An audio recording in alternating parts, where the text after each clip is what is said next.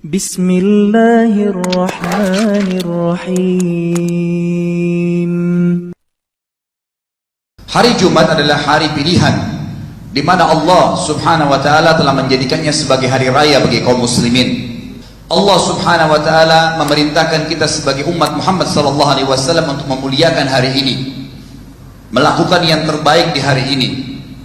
Artinya, hai orang-orang yang beriman, kalau telah dikumandangkan telah tiba waktu masuk sholat hari Jumat, maka segeralah menghadiri masjid, mendengarkan khutbah dan juga hadir sholatnya, dan tinggalkan semua transaksi jual beli, semua urusan dunia, apapun hubungannya dengan masalah kebutuhan duniawi.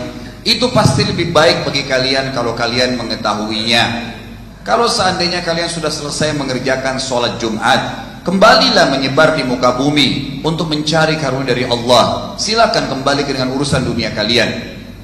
Hari yang paling terbaik dari semenjak terbitnya matahari, artinya semenjak diciptakannya langit dan bumi ini dan matahari mulai terbit sampai hari kiamat, adalah hari Jumat. Pada hari itulah Adam diciptakan, Adam dimasukkan ke dalam surga, dan pada hari itu pula Adam dikeluarkan darinya. Dalam riwayat lain dikatakan, dan pada hari itu pula Adam meninggal dunia, serta tidak akan terjadi hari kiamat kecuali pada hari Jumat.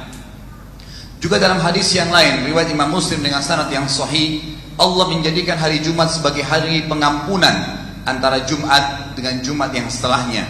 Semua muslim yang menjauhi dosa besar antara Jumat dengan Jumat yang lain, berisikan dosa-dosa kecil akan dibersihkan oleh Allah sebagai karunia darinya. Juga hari Jumat adalah hari yang dipilih oleh Allah Subhanahu wa taala untuk umat ini. Sebagaimana Nabi sallallahu alaihi wasallam mengatakan dalam hadis yang sahih riwayat Imam Muslim, sesungguhnya orang-orang Yahudi dan Nasrani telah tertutupi dari kelebihan hari Jumat. Yahudi telah memilih Sabtu sebagai hari raya mereka, dan Nasrani telah memilih hari Ahad sebagai hari raya mereka, dan aku telah diberikan hidayah untuk memilih hari Jumat. Dalam syariat kita dianjurkan agar setiap muslim memperhatikan beberapa hal pada hari Jumat ini. Yang pertama, kata Nabi SAW dalam hadis Bukhari Muslim, kalau salah seorang di antara kalian ingin mengerjakan sholat Jumat, maka sebaiknya dia mandi terlebih dahulu. Juga dalam sabda Nabi SAW juga riwayat Imam Bukhari Muslim, mandi pada hari Jumat wajib hukumnya bagi semua orang yang telah balik. Bagi anda yang kerja di kantor atau ada tugas anda keluar pagi, niatkan mandi pagi harinya itu untuk mandi sholat Jumat.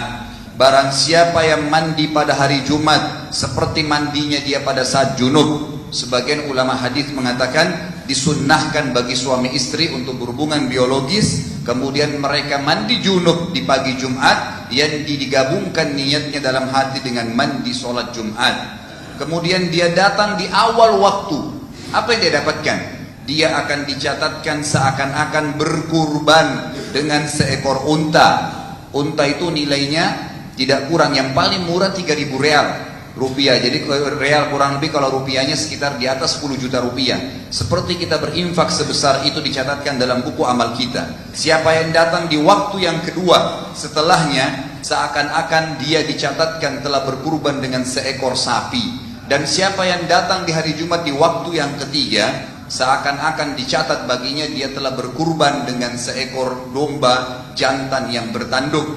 Pada saat dia datang waktu keempat, seakan-akan dia berkurban dengan seekor ayam. Siapa yang datang di waktu yang kelima, maka seakan-akan dia berkurban hanya dengan sebutir telur. Di setiap pintu masjid ada malaikat pada hari Jumat menunggu dengan buku-buku amal mereka, mencatat siapa yang datang lebih dahulu. Sampai khatib datang atau imam datang dan naik di atas mimbar, mereka akan menutup buku-buku mereka dan duduk mendengarkan khutbah tersebut. Yang kedua saudaraku, tidaklah seorang laki-laki yang hadir Jumat, dia mandi terlebih dahulu, kemudian dia membersihkan sebersih mungkin tubuhnya, menggunakan pakaian yang paling baik yang dia miliki, kemudian menggunakan minyak untuk melembutkan rambutnya sehingga rapi disisir, kemudian menggunakan minyak wangi yang terbaik yang dia miliki, kemudian dia keluar menuju ke masjid tanpa mengambil tempat duduknya orang yang sudah duduk, kemudian dia sholat yang telah dicatatkan untuknya maksudnya adalah tahiyat masjid yang 2 rakaat. Kemudian dia mendengarkan kalau khatib sudah mulai berceramah, kecuali Allah akan ampuni dosa-dosanya semua antara Jumat tersebut dengan Jumat yang akan datang. Dan siapa yang memindahkan kerikil dari depannya, maka dia telah kehilangan pahala Jumat. Makanya pada saat orang sedang khatib khutbah, dianjurkan semua jemaah melawan waswas syaitan untuk tidur, apalagi untuk mencari kegiatan-kegiatan yang sia-sia, memainkan HP misalnya, memindahkan batu atau memainkan pulpen. Ada tadi hadis yang terlupa saya bacakan, sebuah hadis yang berbunyi riwayat Abu Daud, Nasai, Ibnu Majah, Imam Ahmad dan sanad yang sahih. Siapa yang mandi dengan mandi yang benar pada hari Jumat, dengan wangi-wangian, menyisir semua rambutnya dengan rapi, kemudian dia segera datang, buru-buru datang di masjid di awal-awal waktu, kemudian dia jalan kaki dan dia tidak menggunakan kendaraan. Artinya orang kalau dekat maka dia jalan kaki lebih afdal, tapi kalau jauh boleh menggunakan kendaraan. Dan dia mendekat dari imam atau khatibnya, artinya dia berada di saf-saf awal. Kemudian dia dengarkan baik-baik yang disampaikan. Kemudian dia tidak melakukan kegiatan yang sia-sia. Setiap langkah yang dia lakukan ke masjid, dia akan dicatatkan seperti beribadah selama setahun puasa dan selama setahun sholat tahajud di setiap langkahnya. Yang ketiga saudaraku, Anda dianjurkan untuk membaca qiraat suratul kahfi, membaca surah Al-Kahfi. Sebagaimana sabda Nabi SAW dalam hadis yang sahih riwayat Al-Baihaqi, siapapun yang membaca surah Al-Kahfi malam Jumat atau di hari Jumatnya, maka Allah akan memberikan cahaya pada tubuhnya, yang cahaya tersebut dapat terlihat atau kelihatan antara dia dengan Baitul Atiq atau Ka'bah. Bagaimana ini Allahu alam, kita tidak tahu bagaimana rahasia Allah, tapi Allah memberikan baginya cahaya. Sebagian ulama hadis mengatakan siapapun yang melihatnya maka akan melihat ada pancaran cahaya, bukan cahaya seperti lampu, tapi orang nyaman untuk melihat wajahnya. Juga di dalam hadis yang lain dikatakan siapa yang membaca surah Al-Kahfi pada hari Jumat, dia akan selamat dari fitnah Dajjal. Dalam riwayat dikatakan minal fitnah, dari segala macam fitnah. Yang keempat, memperbanyak membaca salawat kepada Nabi SAW.